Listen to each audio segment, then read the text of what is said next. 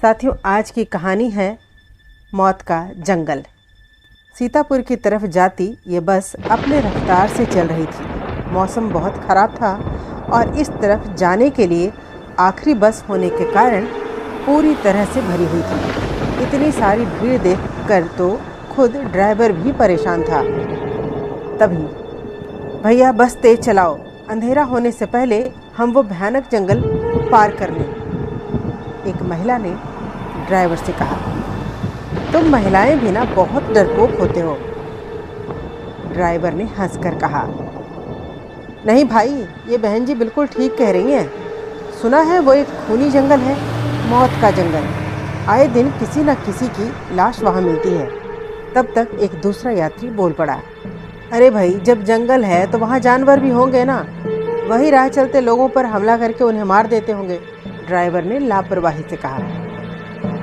नहीं भाई, मैंने सुना है इस जंगल में सिर्फ जंगली जानवर ही नहीं बल्कि और भी बहुत कुछ है। हाँ भाई, जैसे भूत प्रेत या फिर चुड़ैल, एक तीसरे यात्री ने कहा। हा हा हा हा हा, बच्चों को डराने के लिए अच्छी कहानी है, ड्राइवर बोला। लेकिन तभी बस अचानक रुक गई। ड्राइवर ने कई बार बस को स्टार्ट करने की कोशिश की मगर बस स्टार्ट नहीं हुई। लगता है बस खराब हो गई। ड्राइवर की ये बात सुनकर बस में बैठे सभी लोग डर गए। ये क्या कह रहे हो भाई, अब हम घर कैसे जाएंगे, महिला ने डरते हुए कहा। तभी वहाँ एक जानवर के चीखने की जोरदार आवाज़ आई जिससे पूरी बस कांप उठी। लोगों ने ध्यान से देखा कि उनकी बस जंगल के बीचों बीच खड़ी थी। ये जंगल में मौत का जंगल, और हम इस जंगल में हैं, एक आदमी ने कहा। घबराओ मत, मैं कई साल आर्मी में रहा हूँ, कोई भी जानवर तुम लोगों का कुछ नहीं बिगाड़ पाएगा, तुम लोग अंदर ही रहना। ये कहते हुए ड्राइवर ने अपने पास रखी बंदूक उठाई और बस से नीचे उतरकर बस का दरवाज़ा बंद कर दिया। ये सर्दियों की कड़कती एक ठंडी रात थी। चारों तरफ बस कोहरा ही कोहरा था। ड्राइवर के हाथ में बंदूक थी मगर वो अकेला बाहर निकला था, इसलिए सभी यात्रियों को उसकी भी फिक्र हो रही थी। सभी इस बात से अनजान थे कि दो चमकती आंखें दूर से उन्हें देख रही थी। ड्राइवर अपनी बस को अच्छे से चेक कर रहा था मगर वो हैरान था कि बस में कोई भी खराबी नहीं थी। आखिर ये बस बंद क्यों हो गई, ड्राइवर ने मन ही मन सोचा। तभी उसे फिर से भयानक चीख सुनाई दी तो ठीक उसके पीछे से आई थी, जिसे सुनकर बस में बैठे बच्चे और औरतें भी चीख उठी। ड्राइवर ने फौरन पीछे मुड़कर निशाना साधा कि अगर कोई जानवर उस पर हमला करे तो उसे गोली मार दें। ड्राइवर को झाड़ियों में दो चमकती आंखें दिखी।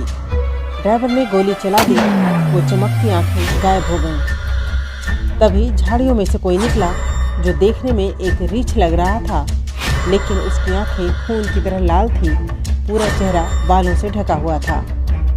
ड्राइवर ने फिर से एक गोली चलाई। बस में बैठे सभी लोग चीख पुकार करने लगे।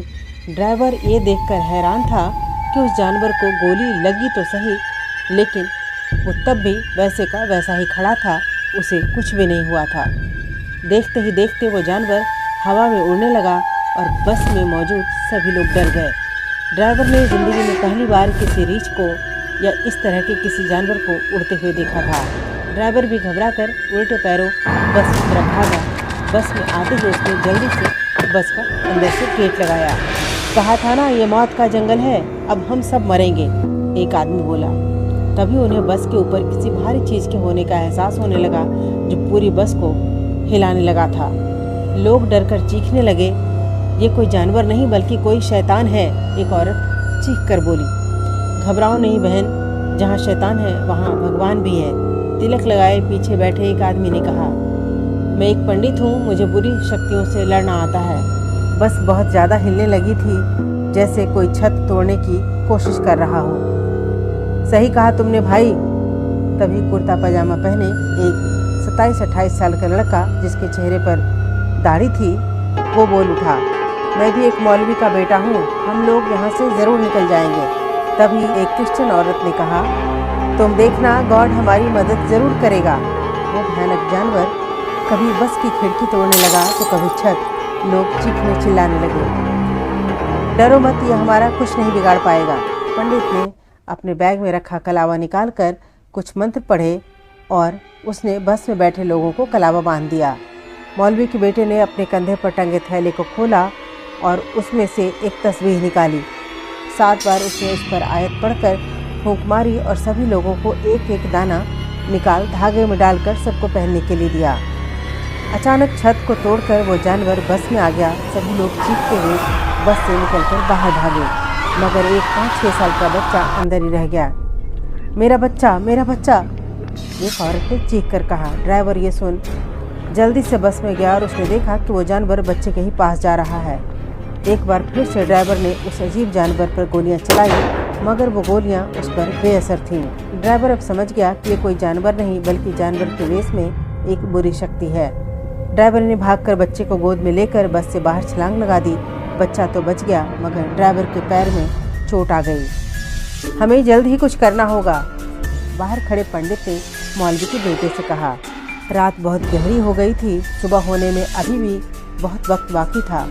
वो जानवर बस से बाहर निकलकर उन लोगों की तरफ बढ़ने लगा। बस में कुछ बच्चे और बूढ़े भी थे। एक बूढ़ा भाग न सका, जमीन पर गिर गया। जमीन पर गिरते ही उसके गले में डला तस्बीह का दाना नीचे गिर गया। उस जानवर ने उस बूढ़े को पकड़ लिया। वो जानवर अपने नुकीले नाखून उस बूढ़े के पेट में डालता कि तभी वहाँ वो क्रिश्चियन औरत आ गई और उसने क्रॉस का निशान दिखाया। उस जानवर को जैसे कोई करंट लगा, उसने भयानक चीख निकाली। गुस्से में उसने उस औरत को दूर फेंक दिया, जिससे क्रॉस उस औरत के हाथ से छूट गया। जानवर ने उड़कर औरत का गला पकड़ लिया, मगर तभी पीछे से पंडित ने आकर उस पर गंगा जल छिड़क दिया। वो जानवर जलने लगा और औरत पर उसकी पकड़ ढीली हो गई। उस औरत ने फुर्ती दिखाई और पास में पड़ा क्रॉस उठाकर उसके गले में डाल दिया। पूरे जंगल में उसकी भयानक चीख गूंजने लगी। वो ज़मीन पर गिरकर छटपटाने लगा। एक आखिरी कसर मौलवी के बेटे ने पूरी कर दी। उसने ज़मीन पर एक गोला बनाया और जानवर अब गोले के अंदर था। वो अपनी आयत पढ़ने लगा। देखते ही देखते गोले में आग लग गई। आग ने उस जानवर को जला दिया। उसकी भयानक चीखों ने पूरे जंगल को हिला दिया था। ये देख बस के सभी लोग खुश हो गए। बस में जाते ही बस भी अब स्टार्ट हो गई थी और बस अपनी मंजिल सीतापुर की ओर चल दी।